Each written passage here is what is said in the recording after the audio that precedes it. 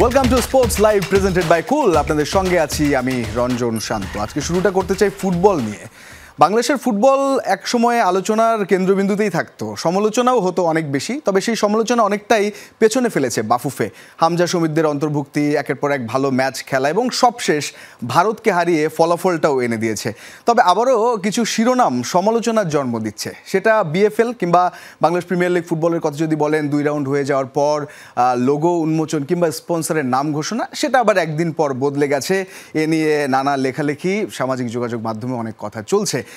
সেসব নিয়েই কথা বলবো এবং আজকে অতিথি হিসেবেও পেয়েছি সহসভাপতি বাফুফের ফাহাদ করিমকে। তাকে স্বাগত জানাবো শুরুতেই স্পোর্টস লাইভের সেটে। Please welcome to sports live. Looking handsome as always. Thank you very much. Please. তবে মানে হ্যান্ডসাম লুকিং না শিরোনামগুলো অন্তত গত একদিন ধরে যেটা চলছে, ওভারঅল যদি এই জায়গাটায় আসি, মালয়েশিয়ান একটা রাষ্ট্রায়ত্ত কোম্পানি, তারা আসলো পেট্রোনাস, যদি নাম উল্লেখ করেই বলি, এবং তারপর বদলে গেল এবং এখানকার এক গ্রুপের কথা বলা হলো, তারাই আবার স্পন্সর নিয়ে এলো। এই ব্যাপারটা কি বাফুফে নোটিস করেন বা ওভারঅল বিষয়টা কি হয়েছে একটু এক্সপ্লেনেশন দিবেন? ডেফিনেটলি। প্রথমে আপনাকে ধন্যবাদ জানাই এবং আপনার মাধ্যমে আপনার এই প্রোগ্রামের সকল দর্শককে ধন্যবাদ জানাতে চাই, শুভেচ্ছা জানাতে চাই। সো ফার্স্ট অফ অল আমি একটু বলতে চাই যে I think this itself is an achievement যে 1 বছর আগে আমাদের এই লিগের টাইটেল কেউ হতো, কেউ খবর রাখতো। রাইট। আজকে এই লিগের টাইটেল এসছে, তারপরে চেঞ্জ হয়েছে, 24 ঘন্টায় আরও একটি টাইটেল স্পন্সর এসছে এবং সেটা নিয়ে আজকে আলোচনা হচ্ছে। So I thank you and I thank all our fans for this. I think this itself is achievement for football. আর আপনি যেটা বলেছেন আমি একটু ক্ল্যারিফাই করেছি, কয়েকজন আবারও ক্ল্যারিফাই করতে চাই যে আমরা যখন এই বছর লিগটা শুরু করি, আপনি দেখবেন যে আমার একদম নির্বাচন ইশতেহারও বলতে পারেন আমার ব্যক্তিগত, এবং এরপরে আমাদের কমিটি, আমাদের সম্মানিত সভাপতি তাবিদ আউল সাহেবের নেতৃত্বে যে কমিটি এসেছে, সবাই আমরা কিন্তু একটা কথা বলেছি যে আমরা প্রতিটি জায়গায় একটু ডিফারেন্ট করে নতুনত্ব একটু ছায়া দেবো এবং সবচেয়ে বড় কথা জিনিসগুলোকে রিব্র্যান্ড করবো, এবং সেখানে আমার রোলটা আসে। তো আমি কিছু ছোট ছোট কমিটমেন্ট করেছিলাম যে সিজন, আমাদের আন্ডারে যে সিজন হবে আমরা সেটাকে নতুন নাম দিব, নতুন লোগো দিব এবং ইনশাআল্লাহ নতুন স্পন্সর আনবো এবং ব্রডকাস্টিং এবং অন্যান্য জায়গায় যেখানে আমরা কাজ করতে পারি, যেটা বিএফএফ এর এরিয়াতে আছে, সেগুলিতে আমরা চেষ্টা করব। তো সেই হিসেবে কিন্তু আমরা প্রথম যে কাজটা করে এই নামটা চেঞ্জ করি, মানে we make it Bangladesh football league, এবং আমাদের সম্মানিত এসভিপি সাহেব ইমরুল ভাই, যিনি আমাদের লিগ কমিটির চেয়ারম্যান, এটা ওনার একটি প্রস্তাব ছিল যে লেটস, আমরা অনেক আলাপ করেছিলাম, তো he proposed Bangladesh football league এবং সবাই এগ্রি করে it's a beautiful name, BFL, fine. So that was the first thing. এরপরে যেটা হলো আমরা লোগোটা উন্মোচন করলাম। লোগো নিয়ে নিশ্চয়ই আপনার পরের প্রশ্ন, ওটা পরে আসছে, দ্যাটস अगेन লোগো নিয়ে আজকে আলহামদুলিল্লাহ আলাপ হচ্ছে, সো দ্যাটস গ্রেট। সো আমরা লিগটা শুরু হওয়ার আগেই কিন্তু আমরা একটা নতুন স্পন্সর পাই। আমি যেহেতু এটা লাইভ টিভি, আমি কোনো নাম মেনশন করছি না, বাট বাংলাদেশের একটা অত্যন্ত স্বনামধন্য, one of the largest conglomerate, privately owned conglomerate, তারা এগ্রি করে এবং তাদের এগ্রিমেন্টের ভিত্তিতে কিন্তু আমরা লিগটা শুরু করি। এবং তখন আমি কিন্তু বলেছিলাম যে আমাদের কিন্তু স্পন্সর আছে এবং স্পন্সর কোন ব্র্যান্ডটা দিবে, তার কোন এন্টিটি দিবে, সেটা আমাদের কেন কনফার্ম করেনি বলে আমরা জিনিসটাকে চেঞ্জ করছি না। সো এই বিলম্বটা কিন্তু আসলে বিএফএফ এর পক্ষ থেকে হয়নি, এটা আমাদের স্পন্সর প্রতিষ্ঠানের পক্ষ থেকে হয়েছে, আনইনটেনশনাল, বিকজ এটা ইচ্ছে করে করেনি তারা। দে ওয়ার নট শিওর যে কোন ব্র্যান্ডটাকে বেফিটিং হবে এবং তারা তাদের মতো চিন্তা করছিল, এবং তাদের থেকে কিন্তু আমরা এই পেট্রোনাস ব্র্যান্ডটা পাই এবং তাদের থেকে পাওয়ার পরে আমরা দিই। এখন তাদের সাথে একটু ছোট্ট ইন্টারাপ্ট করি, তখন মনে হয়নি যে একটা দেশের সরকারি প্রতিষ্ঠান, এত বড় প্রতিষ্ঠান, তাদের দেশেও তো ফুটবল আছে, তারা কেন বাংলাদেশে আসছে বা এরকম প্রশ্ন? আসলে ওনারা তো বেসরকারি যে গ্রুপটা আছে, তারা তো আসলে তাদের one of the partner in Bangladesh.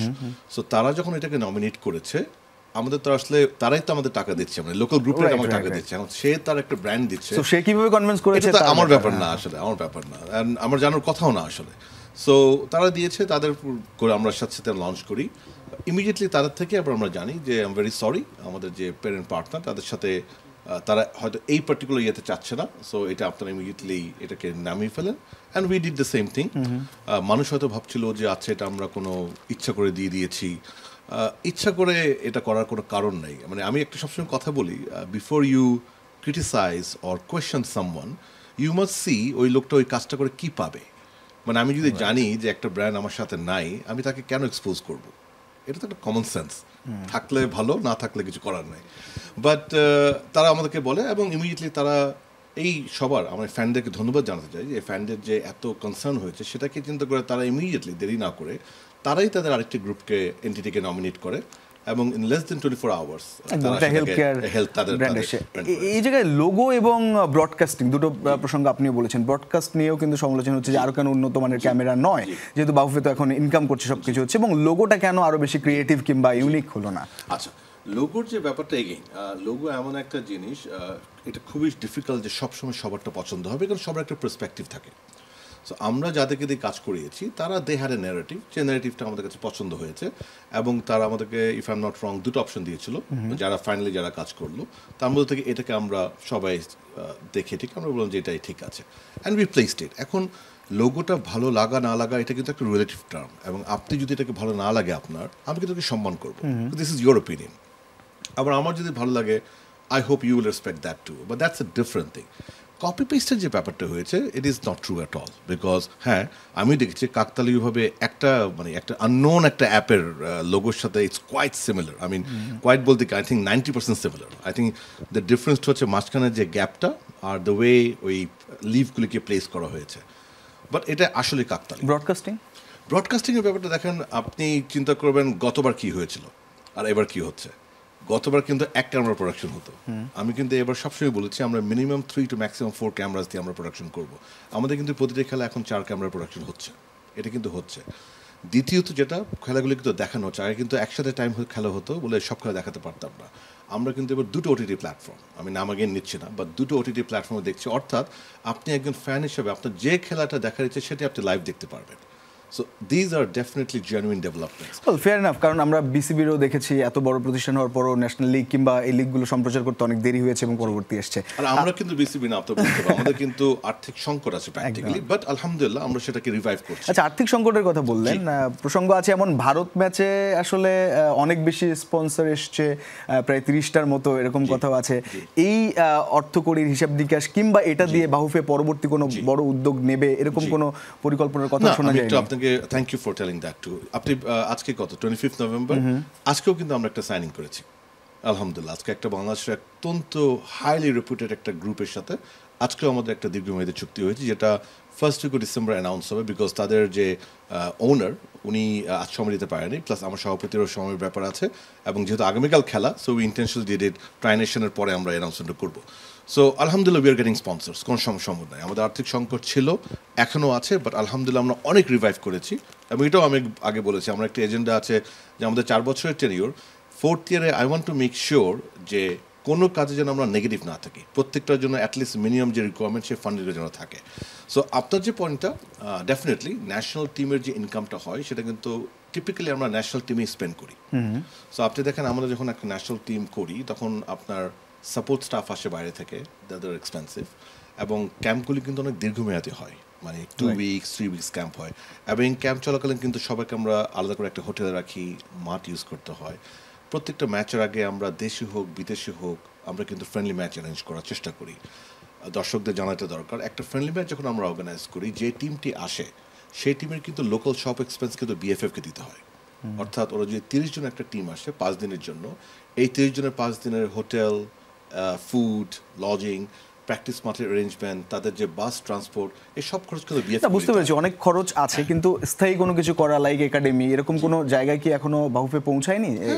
Of course আমাদের ইচ্ছা আছে। আপনি জানেন যে কক্সবাজারে আমাদের অনারেবল বর্তমান যে অ্যাডভাইজার মহোদয় আছেন, একটু কাছে নন, অ্যাডভাইজার মহোদয় আছেন, he had been very supportive, এবং আমাদের অনারেবল প্রধান উপদেষ্টাও ভেরি সাপোর্টিভ এই ব্যাপারটাতে। সো কক্সবাজারে we are hoping to get A land, সেখানে কিন্তু আমরা একটা টেকনিক্যাল সেন্টার করবো, যে টেকনিক্যাল সেন্টারটা ফিফা ফান্ডেড হবে মোস্টলি। সো ইনশাল্লাহ এই ইনফ্রাস্ট্রাকচারগুলি হয়ে গেলে ডেফিনেটলি আমরা সাপোর্ট ইনফ্রাস্ট্রাকচার যাকে বলে সেটা আমরা ডেফিনেটলি ডেভেলপ করতে পারি, এবং ফেজ বাই ফেজ আপনার মানে আসলে এটাও একটা অনেক বড় জিনিস যে 1 বছরেই কিন্তু আমাদের ফ্যানদের আশাটা অনেক বেশি, উইচ ইজ গ্রেট, সত্যি কথা। This puts us in more challenging, আমাদের কাজটা আরও বাড়িয়ে দেয়, যেটা আমরা পছন্দ করি। সো মানুষের আশা করবে, এবং আমরা চেষ্টা করছি একটা করে সেগুলোকে মিটিগেট করার জন্য ইনশাল্লাহ। বলা হচ্ছে যে এই যে আসলে ডিপার্টমেন্টের যে আয় ব্যয়ের হিসাব, একটা তো আছেই, একটা জায়গায় ছিল একটা সময়, সেখান থেকে এক জায়গায় আসছে। ফেডারেশনগুলো বিশ্বব্যাপী দেখা যায়, বা বিসিবিরও ইভেন আমরা এখনও সেই 900 কোটি 1000 কোটি টাকার কথা শুনি। তো এরকম ব্যাপার খুব একটা ডিসক্লোজ করতে দেখা যায় না। ওভারঅল কিভাবে আছে, লস আছে নাকি এখনো একটা জায়গায় পৌঁছেছে, এই জায়গাগুলোকে আরো পরিষ্কার হওয়া দরকার কিনা? দেখুন, আমরা তো একটা ফেডারেশন, সো ফেডারেশনে কিন্তু যখনই আপনি ক্যালেন্ডার মানে ফিনান্সিয়াল ক্যালেন্ডার শেষ হবে, আপনার কিন্তু অডিট হবে এবং that's will be published and it will B A readily available book to everyone. এটা যে কোনো কেউ কিন্তু ওই পাবলিশ রিপোর্ট দেখতে পারে। সো সেখানে তো টোটাল আপনি ইনকাম একদম সব কিছু দেখতে পারবেন। এখানে মানে ট্রান্সপারেন্ট না হওয়ার কোনো সুযোগই নাই। That is all I can tell you. এবং আপনাকে আমি এতটুকু বলতে পারি, এক্ষেত্রে আমার কোনো কৃতিত্ব নাই, বাট আমার সম্মানিত সভাপতি উনি নিজে কিন্তু ফাইন্যান্স কমিটির chairman and he is extremely strict one it comes to financial management. এবং আপনি দেখেন সেটার অ্যাওয়ার্ড হিসেবে কিন্তু আমরা আই থিঙ্ক লেস দেন 3 মাসে আমরা ফিনান্সিয়াল ইনক্লুশন যেটা ছিল ফিফার, সেটাও উইথড্র করে ফেলেছি। সো ওর ফিফা তো এমনি এটা করে নাই, ফিফা দেখেছে আমরা কীভাবে কাজগুলি করছি এবং এই প্রত্যেকটা কাজের হিসাব কিন্তু দিন শেষে আমরা ফিফা এফসিকেও দিব। সো এখানে আসলে ট্রান্সপারেন্সির মানে না ট্রান্সপারেন্ট না হওয়ার কোনো সুযোগই নেই, এটা এতটুকু আমি আপনাকে বলতে পারি, ইনশাআল্লাহ কনফিডেন্টলি বলতে পারি। ব্র্যান্ড দৌড় আসলে বাংলাদেশের ফুটবল জার্সি বা জাতীয় দলের জার্সি বানানোর আগ পর্যন্ত খুব একটা কেউ চিনতো বলে আমি জানি না। আমরাও চিনেছি হয়তো দৌড় তারপরে, এবং তারপর থেকে খুব নাম শোনা যায়, দেখা যায়, লোগোটা চোখে পড়ে, সব কিছুই। বাফুফে কি আসলে সেই ধরনের সুবিধা পাচ্ছে কিনা? যতটা ব্র্যান্ড ভ্যালু তাদেরকে অ্যাড করেছে বাফুফে কি সুবিধা এখান থেকে পাচ্ছে বাফুফে? আচ্ছা, ডেফিনেটলি খুব ভালো একটা কোয়েশ্চেন করেছেন, বিকজ এটা অনেক কনফিউশন আছে। সো প্রথমে একটি কথা বলি, আমরা যখন দায়িত্ব নিলাম, আমাদের লাস্ট হিসাব যখন দেখলাম আমরা, যে আমাদের একটা কমপ্লেন আসতো যে টিম যাওয়ার আগের দিন কিট আসে, কিটের সাইজ ঠিক হয় না, এক এক সময় এক এক রকম কোয়ালিটি আসে, টেকনিক্যাল টিম কমপ্লেন করে। বাট আমাদের ওভারঅল 1 থেকে 1.5 কোটি টাকা খরচ হতো আপনার সারা বছর এই কিটের পিছনে, এই জার্সিগুলি কেনার পিছনে। সো তখন আমরা পার্টনারশিপটা করি, বিভিন্ন লোকের সাথে কথা বলি। দৌড় আসাতে যেটা হচ্ছে, অনেকেই বলেছে দৌড় আসাতে বিএফএফ এর কোনো লাভ হচ্ছে না। ওনারা আসলে অঙ্কে একটু কাঁচা আমার যেটা মনে হয়, বিকজ আপনি বছরে 1 কোটি টাকা খরচ করতেন, কথার কথা, এখন একটি পার্টনারশিপের জন্য সেই 1 কোটি টাকা খরচ করতে হচ্ছে না। সো বেনিফিটটা কে পাচ্ছে, পার্টনার না বিএফএফ? বিএফএফ। আচ্ছা, thank you for telling that. So প্রথমত হচ্ছে আমরা স্ট্রেট সেভিংস করছি। এখন আপনাকে আমি বলি, আপনার সামনে এখানে অনেকগুলো জার্সি আছে, এখানে কয়টা অরিজিনাল আমি জানি না, আই ডু নট নো। আপনি জানেন না কেউ, একটাও না হয়তো। Thank you for telling that. So আপনি যদি হাজার হাজার দৌড় জার্সি দেখেন, প্লিজ চেক আসলে কয়টা অরিজিনাল। আমাদের দেশে কিন্তু ল তো স্ট্রং না যে আপনি কপিরাইট এবং অরিজিনাল জার্সি এনশিওর করতে পারেন। আমি আপনাকে এতটুকু বলতে পারি, দৌড়ের সাথে আমাদের যে আন্ডারস্ট্যান্ডিং হয়েছিল, বছরে ওরা যতগুলি জার্সি দিবে, ইতিমধ্যে আমরা তার ডবলেরও বেশি জার্সি তার থেকে নিয়ে নিয়েছি এবং সে কিন্তু সেটা বিনামূল্যে দিয়ে যাচ্ছে, বিয়ন্ড দ্য এগ্রিমেন্ট। মানে তার আন্ডারস্ট্যান্ডিং ছিল, আমি কোয়ান্টিটি বলতে চাচ্ছি না এখানে, আন্ডারস্ট্যান্ডিং ছিল সে আমরা কিন্তু অলরেডি 2-এর উপরে জার্সি তার থেকে নিয়ে নিয়েছি এবং সে দিয়ে যাচ্ছে আমাদেরকে। সো উইচ মিনস আমার যদি আগে 1 কোটি টাকার লাগতো, আমি হয়তো ওর থেকে ইতিমধ্যে 1.5 কোটি টাকার জার্সি নিয়ে নিয়েছি, যেটা আমার খরচ করতে হচ্ছে। বাট এখানে সবচেয়ে বড় ল্যাকটা হচ্ছে যে সব জার্সি অফিশিয়াল জার্সি নয়, কেউ তৈরি করছে এবং বিক্রি করছে। অ্যাবসলিউটলি, এবং বিক্রি হচ্ছে। এবং আবার একটা কথা আছে কি, অফিশিয়াল যেগুলো বিক্রি হচ্ছে সেখান থেকে কিন্তু আমরা একটা রয়্যালটি পাচ্ছি। Okay. Yes, absolutely. So it is not only we are saving on one hand, উনি যেখানে যেগুলি অ্যাকচুয়ালি বিক্রি হচ্ছে, এমন ওনার তো কোনো স্টোর নেই, অনলাইন বিক্রি করে। So we have access to that data. So online যে বিক্রি হয় সেখান থেকে আমরা একটা রেভিনিউ পাচ্ছি। আমরা আলোচনা করবো ফাহাদ। দর্শক, আমাদের সঙ্গে আছেন ফাহাদ করিম, সহসভাপতি বাফুফে, এবং ফুটবল নিয়ে অনেক আলোচনা হচ্ছে। অনেক আলোচনার পর, অনেক প্রশংসার পর একটু সমালোচনা, সেগুলো নিয়েই কথা হচ্ছিল। একটা প্রসঙ্গ একটু বলতে চাই নারী ফুটবলারদের নিয়ে। এটা মনে হচ্ছে অনেকদিন ধরে সেই আলোচনায় নেই, বিদ্রোহী ফুটবলারদের নাম আসলো, সাবিনারা। তাদের তো একটা উইন্ডো দরকার, আবারও তাদের যেহেতু ওপেন রেখেছে বাফুফে এই জায়গাটা, যে তোমরা পারফর্ম করো, আসো। কিন্তু নারী লিগ তো হচ্ছে না। ওভারঅল সাবজয়ী নারী ফুটবলারদের একটু হারিয়ে যেতে বসার দশা হয়েছে কিনা? আচ্ছা, ধন্যবাদ এখানে আপনাকে। I think it's a very important point. প্রথমত আপনি জেনে খুশি হবেন, আমাদের ওমেন্স উইং কিন্তু এখন একদম ভালোভাবে কাজ করছে। ইনশাআল্লাহ সব ঠিকঠাক হলে, এক্সাক্ট ডেটটা আমার মনে নাই, but I think 3rd week of December আমরা কিন্তু নারী লিগ শুরু করতে যাচ্ছি। 11টা দল দিয়ে সিঙ্গেল রাউন্ড হবে, 10টি খেলা হবে প্রতিটি টিম, বিকজ 10টি খেলা না করলে আপনি পরবর্তী বছর এএফসি কোয়ালিফায়ার্সে পার্টিসিপেট করতে পারবেন না। সো আমাদের প্রাইমারি প্ল্যান ছিল 6টা দল করে 2 রাউন্ড অথবা 11 দল করে 1 রাউন্ড। সো আলহামদুলিল্লাহ আমরা 11 দল, ইনফ্যাক্ট 14 থেকে 15 দল ইন্টারেস্ট এক্সপ্রেস করেছে, তার থেকে বিভিন্ন ক্রাইটেরিয়া থেকে 11 দলকে চুজ করা হবে ইনশাআল্লাহ। সো লিগটা কিন্তু হবে ডিসেম্বর 3rd week ইনশাআল্লাহ। সো দ্যাট এনশিওরস যে আপনি অন্য যারা কোর টিম, আমি বিদ্রোহী শব্দটা ইউজ করতে পছন্দ করি না, বিকজ এনারা কিন্তু আমাদের national star. So I don't want to identify them, I want to give them their due respect.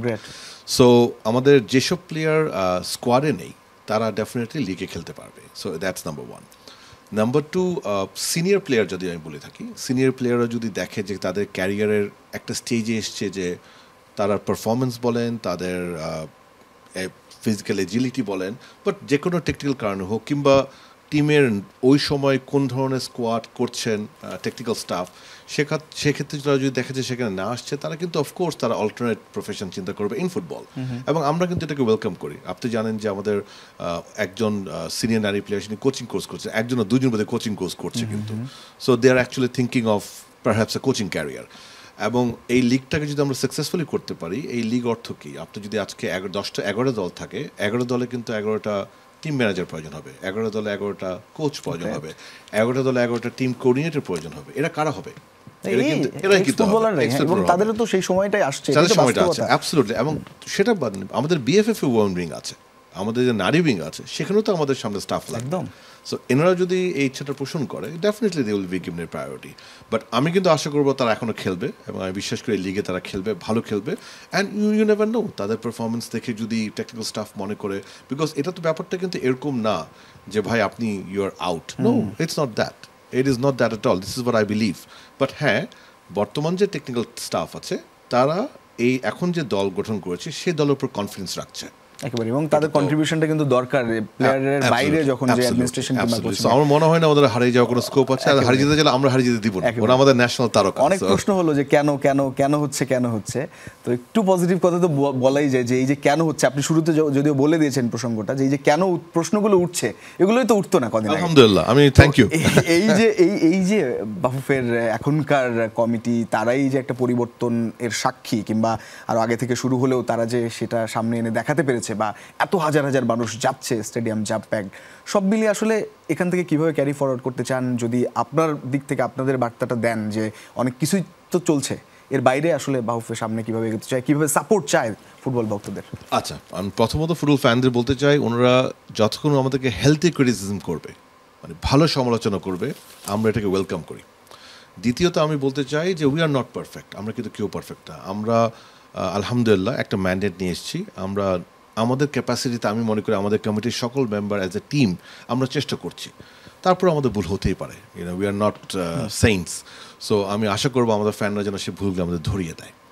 আর একই সাথে আমি মনে করি যে ফুটবলের যে টকেবিলিটি হচ্ছে এখন সব জায়গায়, আলোচনা হোক সমালোচনা হোক, এটা কিন্তু আমাদের একটা পজিটিভ সাইন যে এত আলোচনা হচ্ছে।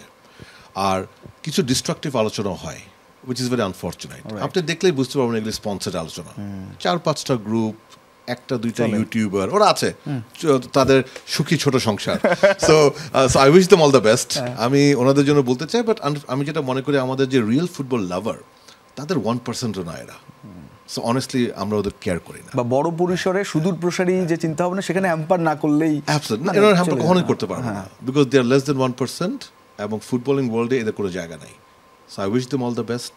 ওনারা যা করছে করে যাক। আমি 99% যারা আছে, যারা জেনুইনলি ফুটবল ভালোবাসে, তাদেরকে নিয়ে থাকতে চাই। এবং আমি তাদেরকে অনুরোধ করবো, আমাদের ক্রিটিসাইজ করবেন, আমাদের ভুল ধরিয়ে দিবেন, আমরা উই ওয়েলকাম দ্যাট। এবং আমাদেরকে যত বেশি সমালোচনা করবেন, তত কিন্তু আমাদের লাভ হবে। আর আমাদের লাভ হলে, যেহেতু আমরা এখন গদিতে আছি, ফুটবলের লাভ হবে। এবং আমার একটাই মেসেজ, ফুটবল কারো একার নয়, ফুটবলটা সবার।